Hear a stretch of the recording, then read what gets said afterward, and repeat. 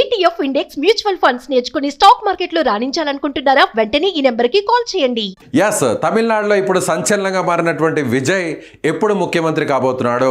ఏ రోజున విజయ్ ముఖ్యమంత్రిగా విజయ్ నేను అని ప్రమాణ స్వీకారం చేయబోతున్నాడని ఇప్పుడు తమిళనాడు వాసులు, విజయ్ అభిమానులు, యావత్ దేశమంతా కూడా ఆసక్తిగా ఎదురు చూస్తున్నటువంటి పరిస్థితి. అయితే ఇప్పుడు తమిళనాడులో ముఖ్యంగా విజయ్ సీఎం కావడానికి అవసరమైనటువంటి ఎమ్మెల్యేల సంఖ్య సరిగ్గా 118. అయితే ఇప్పుడు విజయ్కి వచ్చినటువంటి ఎమ్మెల్యేల సంఖ్య కాస్త తక్కువగా ఉంది. అయితే ఇప్పుడు విజయ్ ఎవరి మద్దతుతో సీఎం కాబోతున్నాడు, ఎవరి సపోర్ట్తో విజయ్ ప్రభుత్వాన్ని ఏర్పాటు చేయబోతున్నాడు అనేటువంటి ఒక టెన్షన్ అయితే ఇప్పుడు ప్రస్తుతం అటు తమిళనాడులోను, అలాగే తెలుగు రాష్ట్రాల్లోనూ, అలాగే దేశవ్యాప్తంగా కూడా ఇప్పుడు ఆ ఉత్కంఠ అయితే కొనసాగుతుంది. సో చూద్దాం ఒకసారి విజయ్కి వచ్చినటువంటి సీట్ల సంఖ్య. సో విజయ్ ఏ పార్టీ నుంచి ఇప్పుడు సీట్లను కోరేటువంటి అవకాశం ఉంది, ఏ పార్టీ మద్దతు ఇచ్చేటువంటి అవకాశం ఉందో కూడా ఈ వీడియోలో తెలుసుకునేటువంటి ప్రయత్నం చేద్దాం.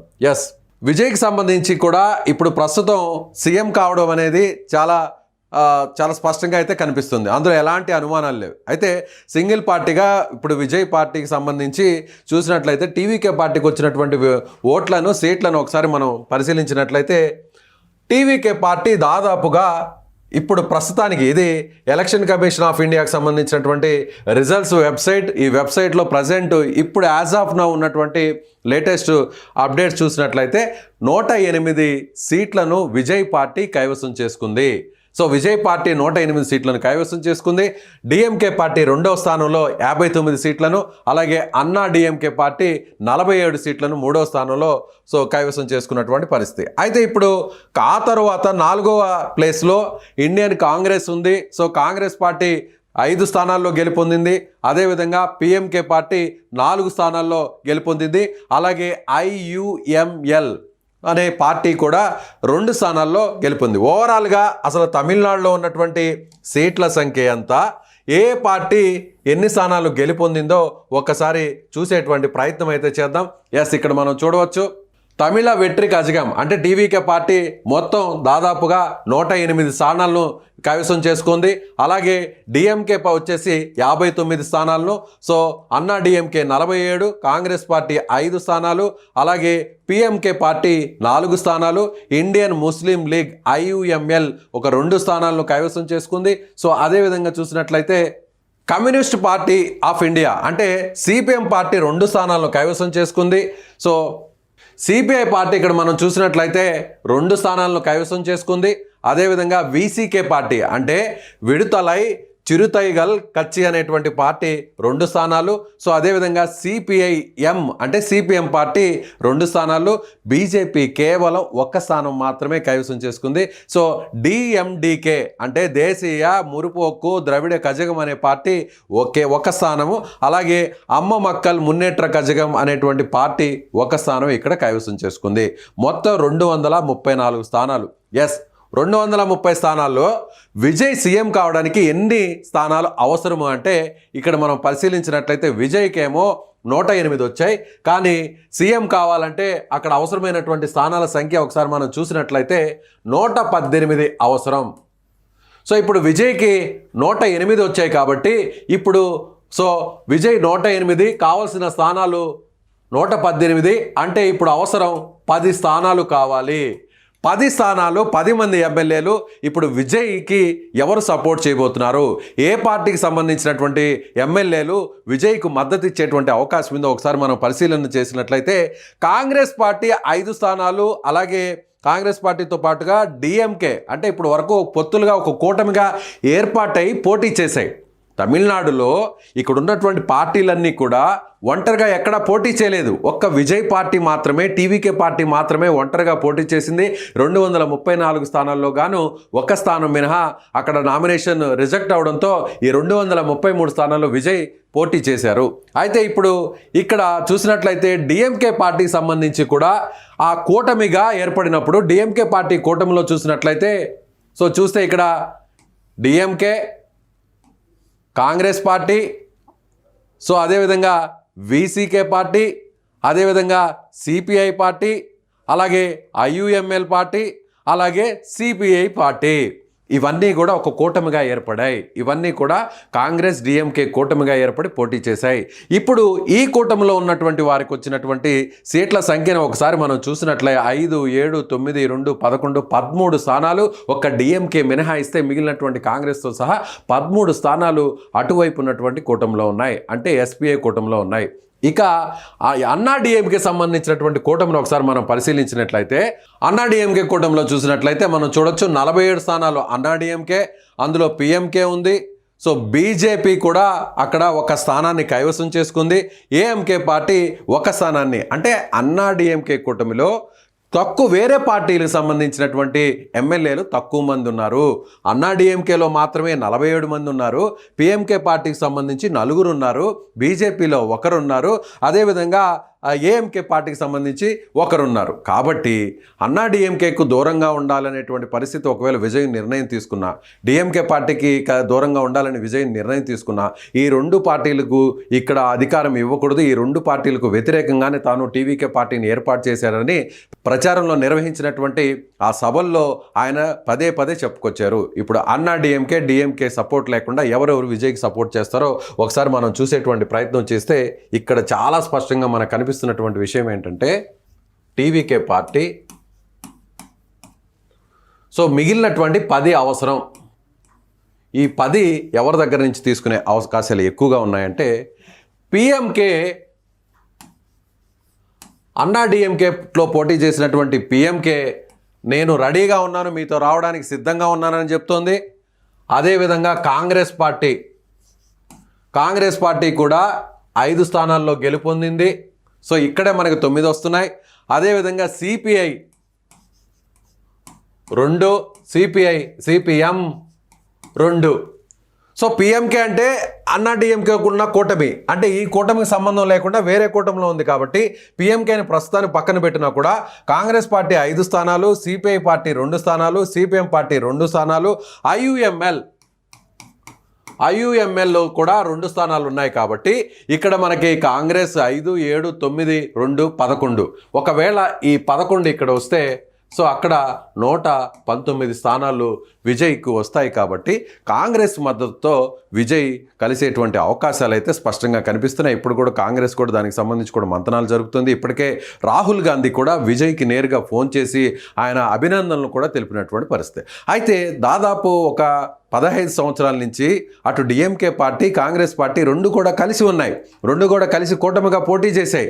సో అటు వామపక్షాలు, కాంగ్రెస్ పార్టీ అన్నీ కలిసి గత ఎన్నికల్లో ఈ తమిళనాడులో జరిగిన ఎన్నికల్లో పోటీ చేశాయి.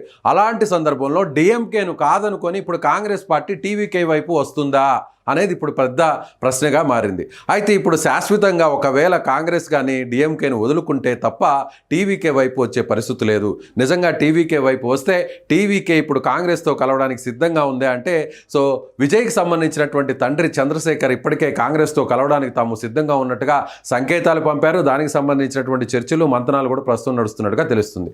అలా కాకుండా జాతీయ పార్టీలు అటు కాంగ్రెస్, బీజేపీకి రెండిటిగా దూరంగా ఉండి కేవలం సో తమిళనాడుకు సంబంధించినటువంటి పార్టీలతోనే, ఈ తమిళియన్స్కి సంబంధించినటువంటి ఎమ్మెల్యేలతోనే అక్కడ పొత్తులు పెట్టుకునేటువంటి అవకాశాలను ఒకసారి పరిశీలన చేస్తే అక్కడ మనకి వచ్చేటువంటి పరిస్థితి ఏంటంటే అప్పుడు మనకి పిఎంకే పార్టీ మద్దతు ఉండేటువంటి అవకాశం ఉంది.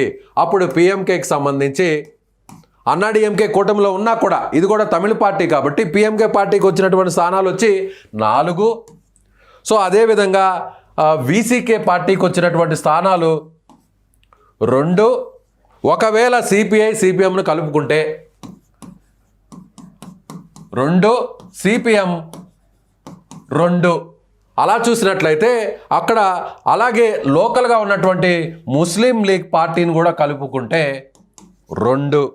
సో ఇక ఈ పార్టీలన్నింటినీ కలుపుకున్న ఒకవేళ వీసీకే పార్టీ కూడా ఇక్కడ ఉంది కాబట్టి 6, 8, 10, 12 స్థానాలు ఇక్కడ వస్తాయి. కాబట్టి కాంగ్రెస్, బీజేపీ, అన్నా డిఎంకేతో సంబంధం లేకుండా నేరుగా విజయ్ అక్కడ తమిళనాడుకు సంబంధించినటువంటి లోకల్ పార్టీస్తోనే పొత్తులు పెట్టుకుంటే ఇక్కడ 12 స్థానాలు వస్తాయి. కాబట్టి 108 ప్లస్ 12 స్థానాలు అయినప్పుడు అక్కడ 120. సో మ్యాజిక్ ఫిగర్ ఇక్కడ చూసినట్లయితే 118. కాబట్టి విజయ్ సీఎం అవడానికి చాలా స్పష్టంగా జాతీయ పార్టీలతో సంబంధం లేకుండా, జాతీయ పార్టీలు అంటే సిపిఐ సిపిఎం కూడా జాతీయ పార్టీలే, కానీ సిపిఐ సిపిఎంతో వామపక్ష భావజాలం ఉన్నటువంటి పార్టీలు కాబట్టి, కమ్యూనిస్ట్ సిద్ధాంతాలు ఉన్నటువంటి పార్టీలు కాబట్టి వాళ్ళతో కలిసేటువంటి అవకాశాలు లేకపోలేదు అనేటువంటి చర్చ అయితే ప్రస్తుతం తమిళనాడులో నడుస్తుంది. సో ఇలా విజయ్ సీఎం అవడానికి కావాల్సినటువంటి 10 మంది ఎమ్మెల్యేల సపోర్టు అఫీషియల్గా ఆయా పార్టీల నుంచి తీసుకునేటువంటి అవకాశం ఇక్కడ కనిపిస్తుంది. ఇప్పుడు ఇంకొక కోణాన్ని కూడా మనం విశ్లేషించేటువంటి ప్రయత్నం చేస్తాం. ఇంకొక కోణం ఏంటంటే, అసలు ఏ పార్టీతో పొత్తులు ఉండకూడదు, కేవలం టీవీకే పార్టీయే ప్రభుత్వాన్ని ఏర్పాటు చేయాలి అనే నిర్ణయం ఒకవేళ జరిగితే, ప్రస్తుతం విజయ్కి వచ్చినటువంటి సీట్లు 108 ఉంది.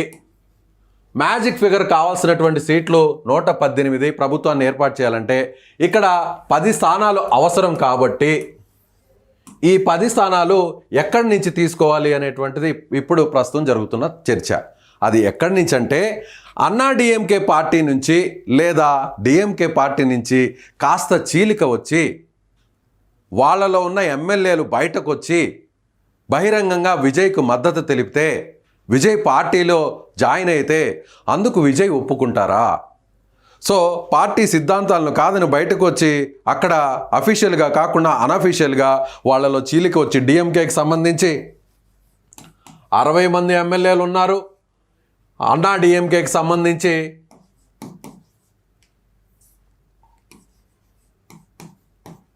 47 మంది ఎమ్మెల్యేలు ఉన్నారు. ఈ 60 మందిలో లేదా 47లో ఎంతమంది విజయ్ వైపు వస్తారు అనేది కూడా ఇప్పుడు తమిళనాడు రాజకీయాల్లో ఆసక్తికరంగా మారినటువంటి పరిస్థితి. ఎందుకంటే అధికారం కోసం విజయ్ వైపు నడవడానికి కొంతమంది ఎమ్మెల్యేలు ఇప్పటికే సిద్ధంగా ఉన్నట్టుగా తెలుస్తుంది. డిఎంకే నుంచి వస్తారా లేదంటే అన్నా డిఎంకే నుంచి వస్తారా అనేది కూడా ఇప్పుడు పెద్ద ఎత్తున చర్చ నడుస్తుంది. అన్నా డిఎంకే నుంచి పార్టీకి నుంచి రాజీనామా చేసి ఒకవేళ పార్టీలో చేరేటువంటి అవకాశాలు ఎంతవరకు ఉంటాయనేది చూడాలి. ప్రస్తుతానికి ఒకవేళ మద్దతు ఇచ్చినా కూడా, విజయ్ సీఎం అయినా కూడా వాళ్ళ చేత రాజీనామా చేయించి మళ్ళీ బై ఎలక్షన్లో ఎన్నికల్లో పోటీ నిర్వహించి అక్కడ మళ్ళీ విజయ్ గెలిచేటువంటి అవకాశాలు కూడా ఉన్నాయి. ఇంకొక విషయాన్ని కూడా ఇక్కడ ప్రధానంగా ప్రస్తావించాల్సినటువంటి పరిస్థితి. ఎందుకంటే ఇప్పుడు విజయ్ పోటీ చేసినటువంటి 2 స్థానాలు కూడా, అందులో ఒకటి పెరంబూరు, మరొకటి తిరుచిరాపల్లి ఈస్ట్ కాబట్టి ఎమ్మెల్యేల సంఖ్య చూసినా కూడా ఒక ఎమ్మెల్యే కిందే పరిగణిస్తారు. కాబట్టి అప్పుడు విజయ్కి 107 కిందే వచ్చేటువంటి అవకాశం ఉంది. కాబట్టి సో మరొక స్థానం కూడా అవసరం. అంటే మొత్తం 11 మంది ఎమ్మెల్యేలు ఇప్పుడు కొత్తగా విజయ్కి సపోర్ట్ చేస్తేనే విజయ్ ముఖ్యమంత్రి అవుతారు. ఆబ్వియస్లీ ఖచ్చితంగా పొత్తులనే కుదరొచ్చు, ఖచ్చితంగా పొత్తులు ఉంటాయి. పొత్తులు కుదరని పక్షంలో విజయ్ సింగిల్గానే ప్రభుత్వాన్ని ఏర్పాటు చేయాలనుకుంటే ఈ పార్టీల నుంచి ఎమ్మెల్యేలను ఇటువైపు లాగాలి.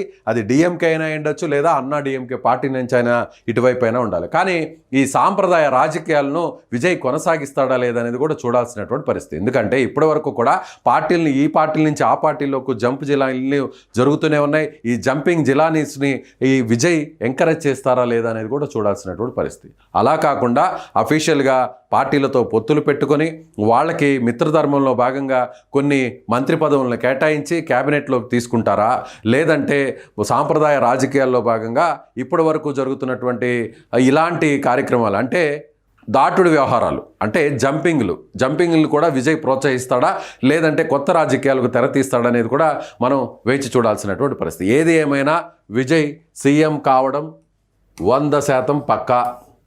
అది ఎప్పుడు అనేది, డేట్ ఎలా అనేది మరికొన్ని రోజుల్లో క్లారిటీ వచ్చే అవకాశం ఉంది. ఏ పార్టీల సపోర్ట్ తీసుకుంటాడనేది కూడా మరికొన్ని గంటల్లో మనకు క్లారిటీ వచ్చే అవకాశం ఉంది. మ్యాక్సిమం కాంగ్రెస్ పార్టీతో కలుస్తాడా, కాంగ్రెస్ పార్టీతో కలవకపోతే మాత్రం సో అక్కడ లోకల్గా ఉన్న చిన్న పార్టీలతో కలుస్తాడు. లేదంటే డిఎంకే అన్నా డిఎంకే నుంచి ఎమ్మెల్యేలు జంప్ అయితే వాళ్ళని తన పార్టీలో జాయిన్ చేసుకొని ప్రభుత్వాన్ని ఏర్పాటు చేసేటువంటి అవకాశాలు ఉన్నాయి. సో ఇది ప్రస్తుతం తమిళనాడులో అయితే హంగ్ ఉన్నప్పటికీ కూడా విజయ్ సీఎం కావడం అనేది 100% పక్కాగా కనిపిస్తున్నటువంటి మాట. సో మీరేమనుకుంటున్నారు? విజయ్ ఏ పార్టీ సపోర్ట్ తీసుకుంటే బాగుంటుంది అనుకుంటారు? విజయ్ ఎవరి మద్దతు కోరితే మంచిది? అలా అక్కడ విజయ్కి భవిష్యత్తు కానీ లేదంటే తమిళనాడు రాజకీయ భవిష్యత్తు కానీ ఎలా ఉండే అవకాశం ఉందో మీ అభిప్రాయాన్ని కామెంట్ చేయండి.